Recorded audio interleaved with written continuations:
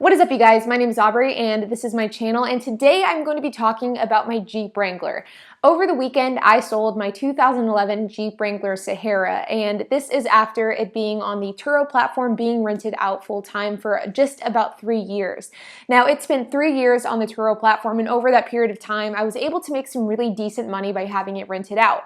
But over the summer, I decided that I wanted to retire the Jeep and ultimately sell it. And the reason why I wanted to do this was because of a series of different Turo policies that have been enacted over the last few months. Some of these policies include deductibles and hosts being required to pay a deductible for guest damage.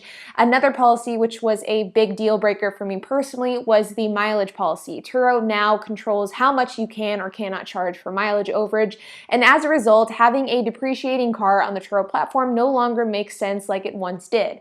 So because of that, I decided to take my Jeep Wrangler, which is my most expensive vehicle I rent out, off of the Turo platform, and instead I will stick to more basic low-end cars like Toyota Yaris's and Ford Focuses. So I took my Jeep Wrangler off of the Turo platform just about a month ago, and then it took me about a month to sell the vehicle, and now that it's sold, I have the final numbers of how my Jeep did on the Turo platform over the course of 3 years.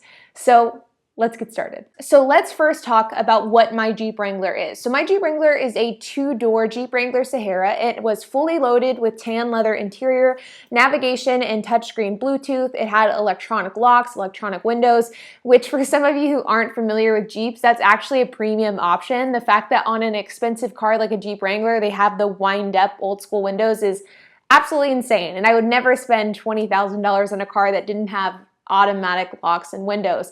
So that was a feature that my Jeep had that was really important to me whenever I got the car. It also had a 3-piece hardtop, and it had a number of other things that we did to the vehicle over the course of our 3 years of ownership. Now, I bought this car back in April of 2017, so it's been about 3.5 years of ownership. And I bought the car for about $23,000, and whenever I bought the car, it had between 20 and 30,000 miles. I was the second owner of the vehicle. Now, we got the car from a dealership that HP worked at the time, and so we were able to get a fairly good deal. Now, I drove the car for personal use for a couple of months and quickly realized that I didn't like it, and my dogs didn't like it either. So I reverted back to my 1997 Toyota 4Runner, and I started renting out the Jeep Wrangler on Turo. Now, the Jeep Wrangler on Turo was consistently my highest grossing vehicle, and it was actually my highest grossing by quite a lot. But the problem is that gross profit at the end of the day doesn't really mean anything, and it really comes down to what your net profit is. And though my Jeep Wrangler was my highest gross profit vehicle, it was also my most expensive vehicle to maintain and upkeep, and as a result, it was a low-performing vehicle for me when it came to net profit. Now, the expenses of the Jeep included things like the car payment, which was about $350 per month, my insurance, which was about $100-ish a month, and also general maintenance like oil changes. We had to replace the EGR valve a number of times. We had to replace the alternator.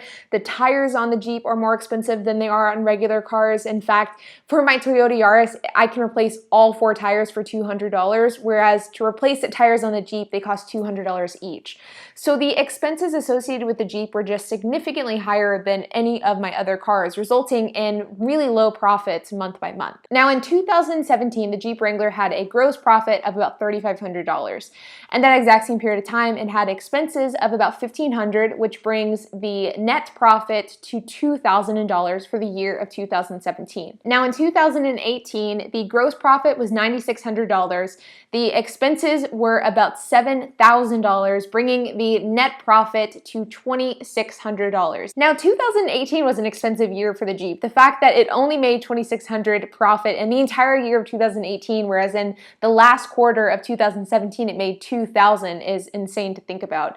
But I think the reason why the Jeep was so expensive in 2018, and I would have to look back on my records to know for sure, is one, the tires. 2018, especially near the end of 2018, was whenever I replaced the tires of the Jeep.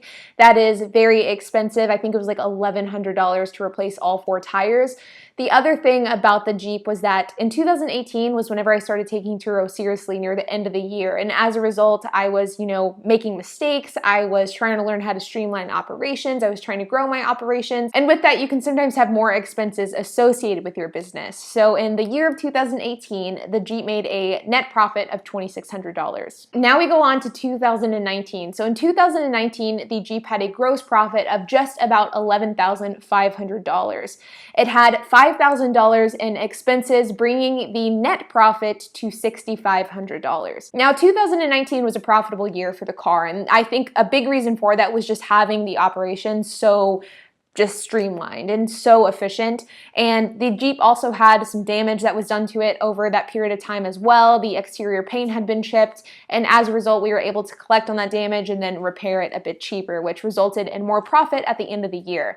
So to have that profit number in 2019 was really good and something I was really happy about. Lastly, in 2020, so the Jeep was listed on Turo in 2020 from January of 2020 until August of 2020. I delisted it off of the platform, I think, in the first week of September. Now, in 2020, of course, COVID-19 hit, which had a drastic effect on the Turo rental business as a whole. But in 2020, the Jeep has grossed about $5,500. It's had about $3,600 in expenses, bringing the grand total net profit to $1,900. So all in all, in the just about 3 years that the Jeep has been on Turo, it has grossed about $30,000. It's cost me about $17,000 to operate. And as a result, it has had a net profit of about $13,000 in its career on Turo. So now that we know how much the car made on Turo, now let's talk about how much I made selling the car. So I bought the car back in 2017 for $23,000, and the car had just under 30,000 miles on it.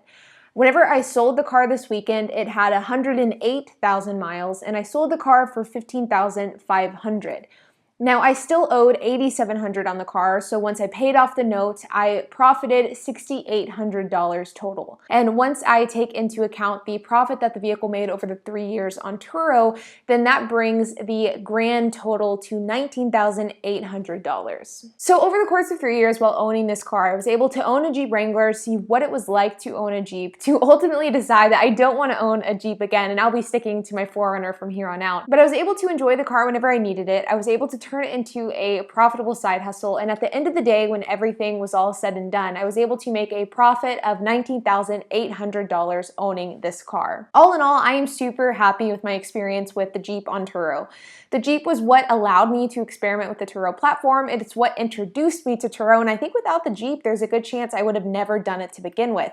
So all in all, I'm super happy with its performance. I am a little sad to see the Jeep go, but I know it is the right decision for business and for Turo, and to kind of pivot my business plan from here on out based off of Turo's policy changes. But what I have done with Turo and with my Jeep is something that you guys can do too. It's not something that is exclusive to me, exclusive to the Jeep, or exclusive to the Dallas area. All you have to do is make sure that you buy the right car at the right price and that you sell the car at the right price later on. If you do these 3 things, you could end up buying a car, using it for your enjoyment whenever you need to, and then renting it out on Turo, selling it, and then making a profit at the end of the day. That's what I did with my Jeep, and it's something that you could absolutely do on your own. If you guys are interested in learning how to go about doing that, then I will link a playlist above on how you can start a Turo business, how you can do exactly what I've done on the Jeep. I have a dozen or so, probably more than a dozen videos talking about this exact same subject. But you guys, all in all, I wanted to make this video because the Jeep is officially gone. I've sold it, and now that all the numbers are in, I thought that you guys would find it interesting.